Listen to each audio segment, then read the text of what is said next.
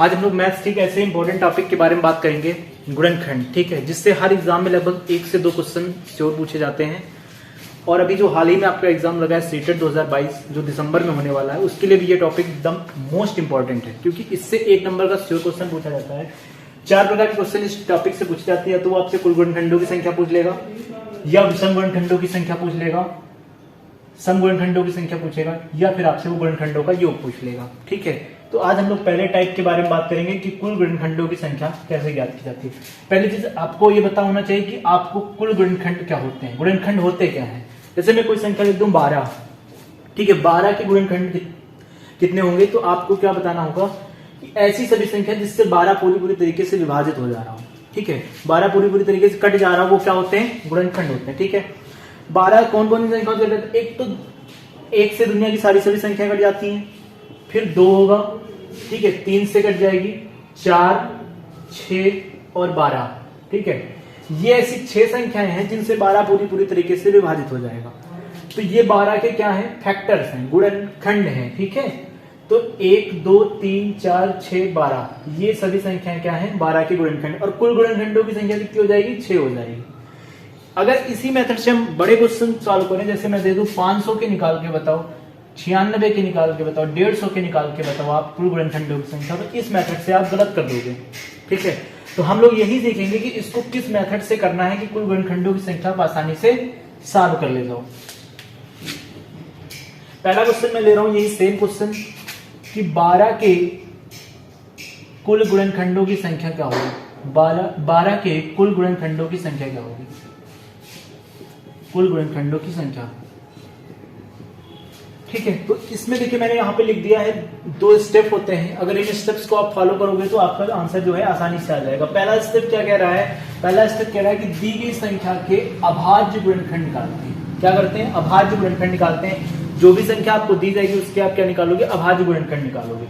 तो 12 के अगर हम अभाज्य गुणनखंड निकालेंगे तो क्या हो जाएगा, 12 के हम अगर अभाज्य गुणनखंड निकालेंगे तो आपका हो जाएगा 2 से पहले भाग देंगे 6 आ जाएगा, फिर 2 से भाग देंगे 3 आएगा, 3 से भाग देंगे तो 1 आ जाएगा।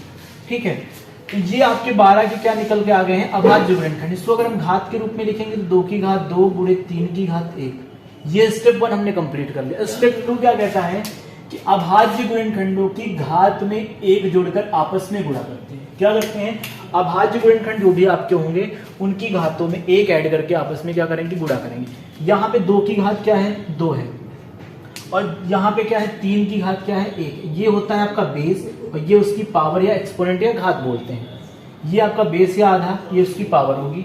तो यहाँ पे क्या करेंगे, घातों में 1 ऐड करके, 2 में 1 ऐड कर देंगे, दूसरी घात क्या है, 1 में 1 ऐड करके आपस में गुणा, 2 1 हो जाएगा 3, आपस में गुणा का मतलब इन घातों का गुणा, 1 1 2 हो जाएगा, 3 गुणे 2 कितना हो जाएगा, 6 हो जाएगा, 3 गुणे 2 कितना हो जाएगा, 6 हो जाएगा। हमने भी उस मेथड से सॉल्व किया था, तब भी कितने आ रहे थे गुणनखंड, 6 ही आ रहे थे। लेकिन आपको इस मेथड से करना है। सबसे पहला काम क्या करोगे, जो भी संख्या आपको दी जाएगी, ठीक है, ध्यान से समझना, जो भी संख्या आपको दी जाएगी, यहाँ पे मैंने 12 लिया था, उसके आप क्या करोगे, स्टेप 1 बता रहा था कि दी गई संख्या के अभाज्य गुणनखंड करोगे। अभाज्य गुणनखंड आप ऐसे ही निकालोगे, ये आपको आता होगा अभाज्य गुणनखंड निकालना। आपको क्या करना है, 1 जब तक ना आ जाए तब तक उसको सरल करते जाना है। ठीक है, तो क्या बन गया आपका 2 की घात 2 गुणे 3 की घात क्या बनेगा, 1 बन जाएगा। फिर स्टेप 2 क्या कहता है कि अभाज्य गुणनखंडों की घात में 1 जोड़कर आपस में क्या कर देंगे, गुणा कर देंगे। तो यहाँ पर घात में 2 में 1 जोड़ दिया गया, इसकी घात 1 में 1 जोड़ दिया गया, क्या हो गया आपका 3 गुणे 2 3 दूनी 6 हो जाएगा। ठीक है, ऐसे और एग्जांपल से हम लोग समझेंगे। जैसे मैं बात करूं,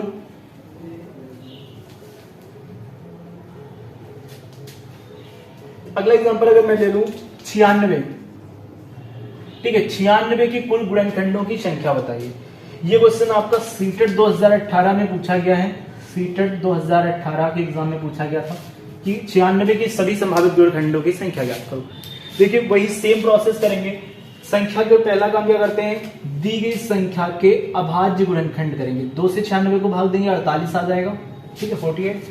फिर इसको 2 से भाग देके सरल करेंगे 24 आ जाएगा। ऐसे ही आप सरल करते जाओगे। इसको क्या करेंगे, अभाज्य गुणनखंडों में हम लोग तोड़े रहे हैं। अब 2 से ये कटेंगे 3 आ जाएगा, फिर 3 से कटेगा कितना आ जाएगा, 1 आ जाएगा। यहां तक सॉल्व करना। अब ये घात के रूप में अगर हम लोग इसको लिखेंगे तो क्या लिख देंगे, 2 की घात कितना है, 5 है, और ये कितना हो जाएगा, 3 की घात 1 हो जाएगा। ठीक है, फिर क्या करते हैं, स्टेप 2 कहता है कि घातों में एक ऐड करेंगे। यहाँ घात क्या है, 5 है, 5 में एक ऐड कर देंगे। यहाँ घात क्या है आपकी, 1 है, 1 में एक ऐड कर देंगे और इसका क्या करेंगे, आपस में गुणा कर देंगे। तो 5 + 1 6 हो जाएगा, 1 + 1 2 हो जाएगा, इसका गुणा करेंगे तो कितना प्राप्त हो जाएगा, हमें 12 प्राप्त हो जाएगा। समझ में आया। पहला काम क्या करते हैं, आपको जो भी संख्या दी जाएगी उसके आप क्या करोगे, प्राइम फैक्टराइजेशन करोगे, उसका आप क्या निकालोगे, अभाज्य गुणनखंड निकालोगे। तो मैंने तोड़ा इसको संख्या को, तो ये क्या टूट के आ गया आपके सामने, 2 की घात 5 × 3 की घात 1 आ गया। ठीक है, जो भी घात आएगी, ये बेस है, ये उसकी घात है, घातों में एक ऐड करके आपस में गुणा, घातों मैंने एक ऐड कर दिया दोनों के और उनका आपस में गुणा किया तो कितना आ गया, 12 आ गया। ठीक है, इसके बाद अगला टाइप अगर बात की जाए तो विषम गुणनखंड होता है, उसके बाद क्या है, सम गुणनखंड है। ठीक है, अगर मैं एक अगला क्वेश्चन लूं, क्वेश्चन आपका ये रहेगा कि 100 के सभी संभावित गुणनखंडों की संख्या ज्ञात करो। क्या होगा क्वेश्चन आपका, हो जाएगा क्वेश्चन है 100 के कुल गुणनखंड आपको निकालने हैं। ठीक है, कुल गुणनखंड निकालना आप सीख चुके हो। कुल गुणनखंड, विषम गुणनखंड इस बार हम लोग सीखेंगे, क्या सीखेंगे, विषम गुणनखंड, और इसी क्वेश्चन के माध्यम से हम लोग सम गुणनखंड भी सीखेंगे।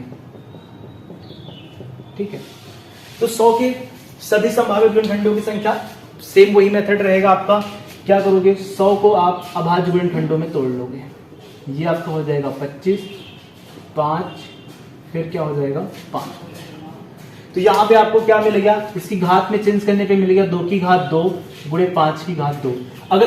अगर आपसे कुल गुणनखंड वो पूछ रहा होता तो क्या होता, आपका घातों में एक ऐड करते और आपस में क्या करते, उनका गुणा। तो 2 में एक ऐड कर दिया मैंने, इसकी घात 2 थी, इसमें भी एक ऐड कर दिया, आपस में गुणा करेंगे तो कितना हो जाएगा, 3 × 3 अर्थात 9 आंसर आ जाएगा। ये हमें क्या मिले हैं, ये हमें कुल गुणनखंड मिले हैं। ठीक है, ये हमें क्या मिले हैं, कुल गुणनखंड मिले हैं। अब हमें क्या सीखना है, हमें सीखना है कि विषम गुणनखंड क्या होते हैं और सम गुणनखंड क्या होते हैं। देखिए, अगर मैं बात करूं विषम गुणनखंडों की, तो विषम गुणनखंड मुझे ये बताइए कि सबसे छोटी सम अभाज्य संख्या कौन सी होती है, क्योंकि हम इसमें अभाज्य संख्याओं में तोड़ रहे हैं। तो याद रखना, एक ही सम अभाज्य संख्या होती है, एकमात्र सम अभाज्य संख्या होती है। कौन सी होती है वो होती है आपकी 2। कौन सी होती है, एकमात्र सम अभाज्य संख्या होती है, और वो कौन सी होती है, 2 होती है। किसी एग्जाम में डायरेक्ट ही ये पूछ लिया जाता है, सबसे छोटी अभाज्य संख्या बताओ या सबसे छोटी सम अभाज्य संख्या बताओ। इसके कई नाम है, कभी कभी ये पूछ लेता है सबसे छोटी धनारूढ़ अभाज्य संख्या बताओ, आपसे पूछ लेगा सबसे छोटी इतरेत्तर अभाज्य संख्या बताओ। तो सबके आंसर क्या होंगे, 2 ही हो जाएगा। तो सबसे छोटी जो सम अभाज्य संख्या, एकमात्र अभाज्य संख्या होती है, वो क्या है, 2 है। तो क्या करेंगे, जब आप विषम गुणनखंड निकालोगे, क्या निकालोगे आप, विषम गुणनखंडों की संख्या निकालोगे, तो सम वाली संख्या को हटा दोगे आप। ठीक है, ध्यान देना, जब आप विषम गुणनखंड निकालोगे तो विषम गुणनखंड 2 तो सम संख्या होती है, तो आप 2 वाली संख्या को क्या करोगे, हटा दोगे। उसके बाद जो संख्याएं आपकी बच रही होंगी, क्या बच रहा है आपका, बच रहा था 5 की घात 2। क्या बच रहा था, 5 की घात 2। फिर से वही मेथड लगाएंगे कि घातों में एक ऐड करके आपस में गुणा। ये मैं विषम गुणनखंडों के लिए बता रहा हूँ। सम वाली संख्या हटा दोगे, जितना रिमेनिंग बचेगा उसकी घातों में एक ऐड करके आपस में गुणा। यहाँ पे और कोई संख्या थी नहीं, क्या था आपका, 5 की घात 2 बचा था, घातों में एक ऐड करेंगे, घात में 2 में एक ऐड करोगे, कितना आ जाएगा, 3। कोई और संख्या थी नहीं, तो यही आपका फाइनल आंसर हो जाएगा विषम गुणनखंड का। ठीक है, तो पहला काम क्या करोगे, विषम गुणनखंड जब भी आपसे पूछा जाएगा तो क्या करोगे, सम वाली संख्या आप हटा दोगे। ठीक है, गायब ही कर दोगे उसको। फिर विषम वाली संख्या की घात में एक ऐड करके आपस में गुणा करना था। विषम संख्या केवल एकमात्र थी, 5 ही, तो हमने क्या किया, उसकी घात में एक ऐड कर दिया, 2 में एक ऐड किया, 3 हो गया। और कोई संख्या थी नहीं, तो यही आंसर हो जाएगा आपका विषम गुणनखंडों का। किसका हो जाएगा, विषम गुणनखंडों का। अब बात की जाए, अगर कुल संख्याएं 9 हो और विषम संख्याएं 3 हो। ठीक है, दुनिया में 2 ही प्रकार की संख्या है, तो सम होगी या विषम होगी। तो कुल संख्याओं 9 में विषम 3 है, तो सम कितनी हो जाएंगी, 6 हो जाएंगी। कुल में आप क्या करोगे, कुल संख्याओं में आप क्या करोगे, विषम माइनस कर दोगे, तो आपको क्या मिल जाएगा, आपको सम संख्या मिल जाएगी। तो सम संख्याओं की कितनी संख्या है, 9 में से 3 माइनस करेंगे तो कितना आ जाएगा, 6 आ जाएगा। ठीक है, यही आपका क्या होगा, फाइनल आंसर होगा।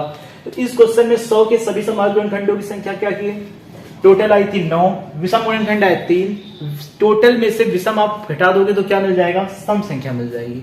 एक और एग्जांपल के माध्यम से हम लोग सम और विषम संख्या समझेंगे।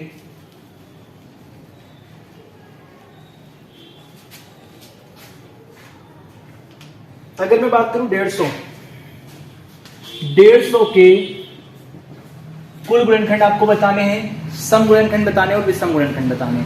तो पहला काम क्या करोगे आप, 150 की क्या कर लोगे, सबसे पहला काम क्वेश्चन दिखे तुरंत आप स्टार्ट कर देना, अभाज्य गुणनखंड निकालना। अब देखो 2 से इसको 150 को भाग दिया 75 आ गया, 75 2 से नहीं कटेगा, 3 से कट जाएगा तो आ जाएगा 25, फिर आएगा 5 1। तो हम लोगों को क्या मिल गया है, 2 की घात 1 मिला है, 3 की घात 1 मिला है, 5 की घात 2 मिला है। अभाज्य गुणनखंड क्या मिल गए, 2 की घात 1, 3 की घात 1 और 5 की घात 2।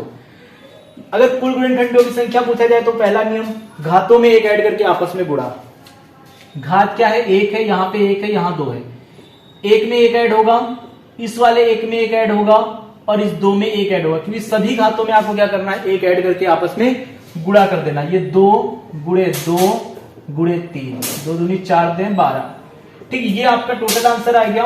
कुल गुणनखंडों की संख्या 150 के सभी संभावित गुणनखंडों की संख्या कितनी आ गई है, 12 आ गई। अगर मैं बात करूं विषम गुणनखंडों की, विषम गुणनखंडों की संख्या क्या होगी, तो विषम गुणनखंडों की संख्या के लिए आपको मैंने क्या बताया है कि जो सम वाली संख्या होगी उसको आप गायब कर दोगे। ठीक है, अब आपका क्या बचा, 3 की घात 1, 5 की घात 2, 3 की घात 1, 5 की घात 2। अब क्या करेंगे, सेम मेथड रहेगा कि आपको दी गई संख्या की घातों, अभाज्य संख्या जो आपको प्राप्त हो जाएगी उनकी घातों में 1 ऐड करके आपस में गुणा। यहाँ घात क्या है, 1 में 1 ऐड करेंगे, 2 में 1 ऐड करेंगे, आपस में गुणा करेंगे, 2 गुणे 3 बराबर कितना आ जाएगा, 6 आ जाएगा।